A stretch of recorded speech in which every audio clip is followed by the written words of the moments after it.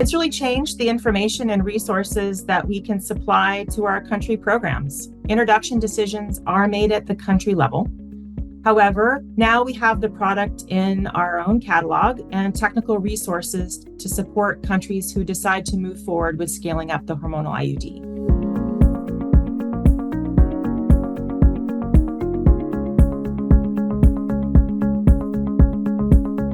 I think the true success for the integration of this method into programs and making it available more broadly will be driven by governments and providers.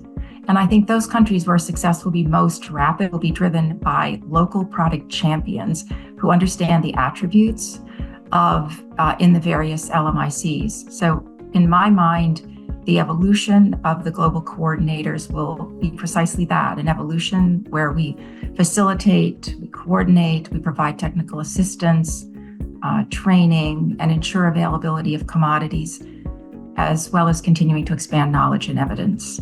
I think the global coordination effort should shift to monitoring efforts coming up in countries that should impact forecasting, be a conduit of information from the manufacturers to countries, and be looking for research and research utilization opportunities.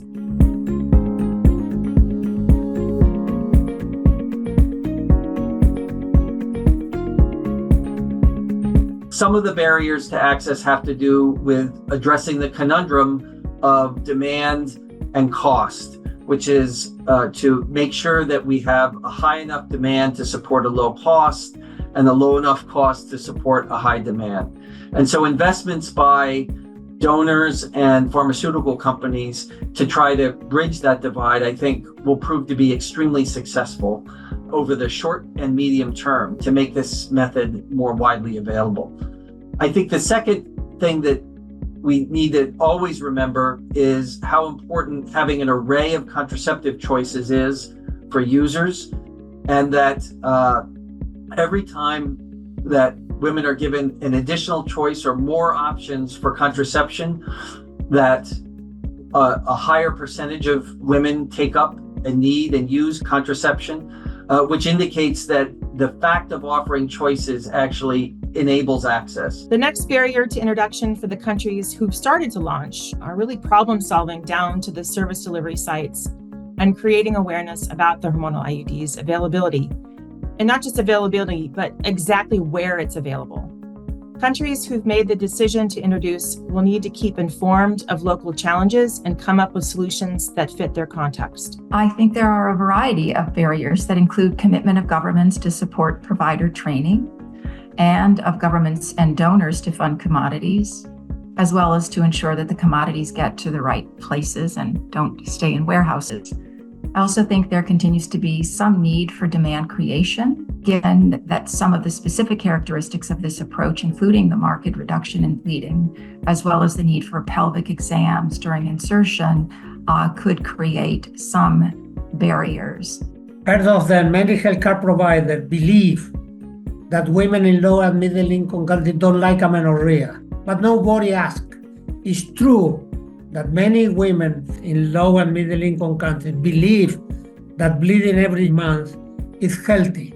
But this was 30 years ago. And the people continue to talking about exactly the same. And it is not true, because today all the women, even the poorest, have a cellular phone and have an Instagram and Facebook and YouTube and I don't know, TikTok, whatever. And they obtain information immediately. They are inserted in the medial network and they receive information every day about the benefits of the hormonal IUD, the benefit of other contraceptive methods. Consequently, the healthcare provider are the principal barrier to expand the hormonal IUD. And I think so it is very important to work with healthcare providers, providing lecture materials in different language, a small pamphlet, nothing big. The other element that is important, I think, in terms of making sure that there really is a full set of choices is that we need to think about gender equity in the provision of contraceptive services.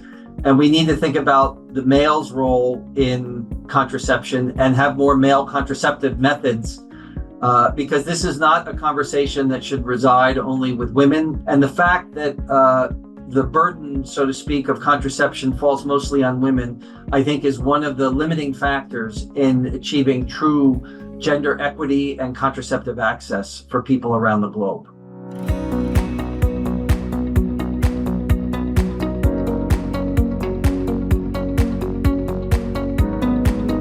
In my opinion, the future of the hormonal IUD is fantastic, because will be improved and growing every day. I think the future for the hormonal IUD is really bright. I always tell people that I love all safe and effective methods. This is just one method that we have in our toolbox.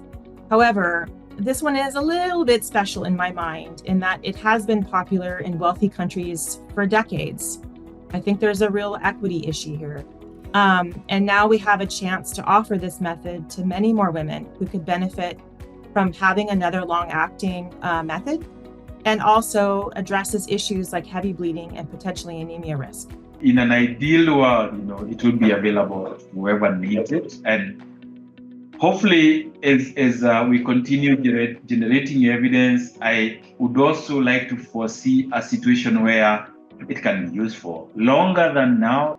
Also thinking around, when you look at postpartum and post-abortion family planning, I also think that this is going to be helpful. So I see perhaps potentially in the future, this method also contributing a larger proportion of methods that women who are going home with a method after childbirth or even after miscarriage or abortion, having an increase, increasing with time as we figure out how to address postpartum and post-abortion family planning. In a world where our global goal is that everyone should have the ability to decide whether and how many children they want to have, this is one very, very critical tool in the arsenal, so to speak, that will allow people to have on a very long-acting basis, an increasingly long-acting basis,